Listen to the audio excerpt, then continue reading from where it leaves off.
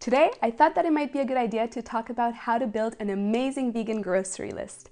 And that's because I find that having the right foods on hand is the first step in whipping up nutritious, easy vegan recipes.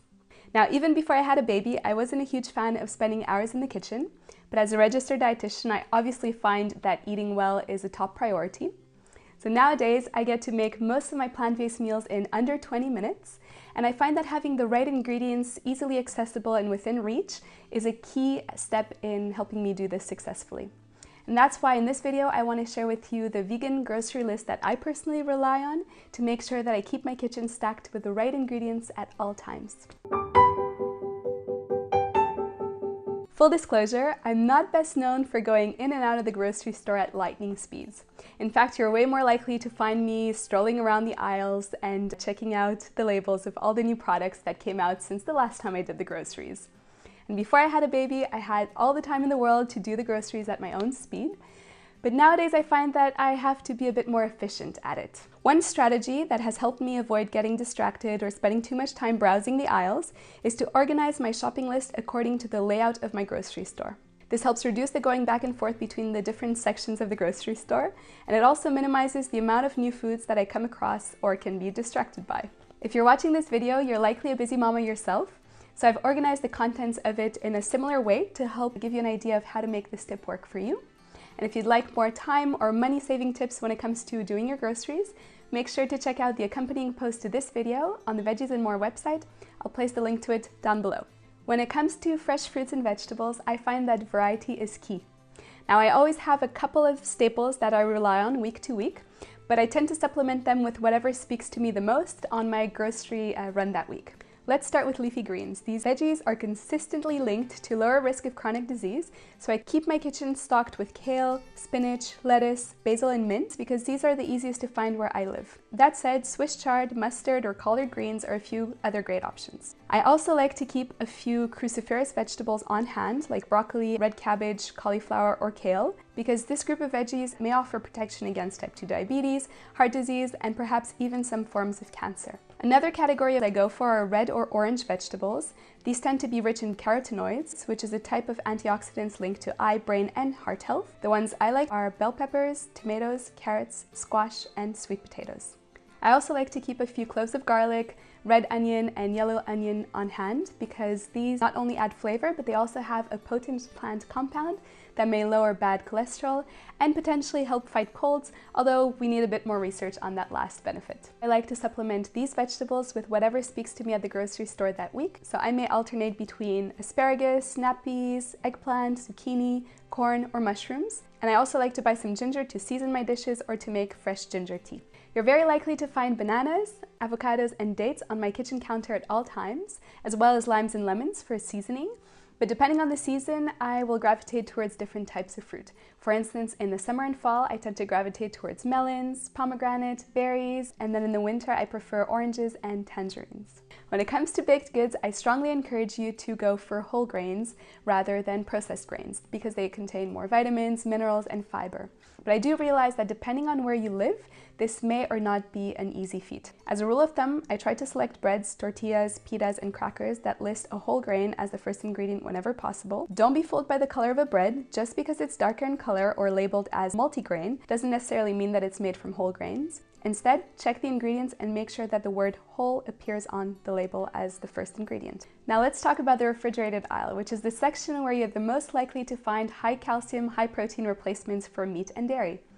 And there's going to be a lot to pick from, but I strongly encourage you to read labels to pick out minimally processed foods that are high in protein and calcium, but that contain limited amounts of added salt or added sugar or added fats. Here are the categories that I'm most likely to include on my vegan grocery list. First, there's vegan meat replacements. I prefer tofu and tempeh, but my partner is a fan of mock meats, so you'll likely find both in our grocery cart or fridge. Next, you'll see some vegan spreads. I'm a fan of hummus, guacamole, and olive tapenade, so I try to keep at least one of these options in my fridge at all times. Then you'll find some plant milks and yogurts. My favorites are soy and oat milks, as well as soy or coconut yogurts, and I try to pick varieties that are fortified in calcium and vitamin D and always give them a good shake before I consume them. From time to time, I'll also add some other items to the list, like a vegan pizza crust, edamame beans, a fresh seaweed salad, or any other ready-made plant-based meals or vegan desserts. These are very handy convenience-wise or when I'm very short on time. Frozen foods tend to get a bad reputation, but it's not always well-deserved. While it might be true that frozen pizzas or frozen chicken-less nuggets may not be the most nutritious options, when it comes to frozen fruits and vegetables, they're often just as nutritious, if not more, than their fresh counterparts, because they tend to be picked when they're ripe and frozen right away, so they retain a lot of their vitamins and minerals. They're also cheaper options, especially when they're out of season, and they're very easy to stack up on and just keep in your freezer for a really long time. First, I stash my freezer with frozen mangoes, cherries, and a variety of berries all year round. I sometimes also keep frozen spinach or kale on hand to add to my smoothies and frozen broccoli for soups. And when I feel like satisfying my sweet tooth, I'll add the occasional dairy-free Ben & Jerry's, coconut ice cream, or fruit popsicles to my shopping list. Now let's talk about some vegan packaged food staples. This section tends to include whole grains and legumes, which make up the bulk of my meals.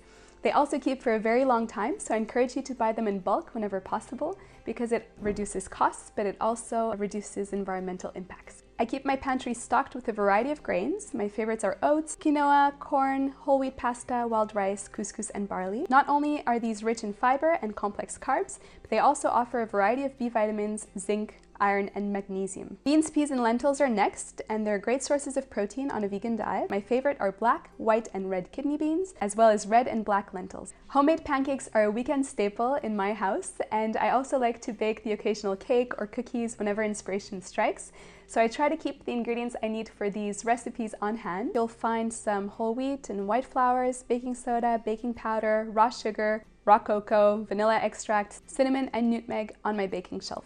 Nut butters, nuts, and seeds are next. I rotate between walnuts, pistachios, cashews, pecans, and Brazil nuts. And I always keep chia, flax, hemp, and sesame seeds on hand. I keep the ones that I consume very quickly on the counter and the ones that take longer to finish in the freezer or in the refrigerator for longer lasting freshness. Nut butters are a great way to get the nutrition from nuts in a different form. My favorite are hazelnut and peanut butter. Oils, condiments, and sauces help add flavor to your meals, but when it comes to health, they're definitely not all made equal.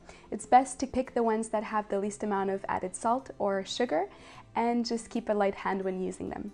I generally keep olive, coconut, and sesame oils on hand, but there are various other great options. Sauces and condiments help add an extra oomph to my meals. I try to keep coconut flakes, vegan pesto, olives, nutritional yeast, vegan mayo, liquid smoke, miso, tamari, salsa, balsamic, and apple cider vinegars on hand. As for sweets, I look for blackstrap molasses, maple syrup, as well as appelstroop, the occasional hagelslag, licorice, and vegan stroopwafels for a little piece of Dutch influence in my home. Finally, for herbs and spices, my favorite are turmeric, cumin, ginger, cloves, and chili pepper flakes. I also keep some fennel seeds on hand to help reduce the odd bloating episode, and dried herbs and spices are best preserved in a cool, dry place away from direct sunlight and heat. So that wraps up my vegan grocery list. To help you with yours, I've created a free downloadable template. It's aimed at helping you get the right foods in your home in the least amount of time.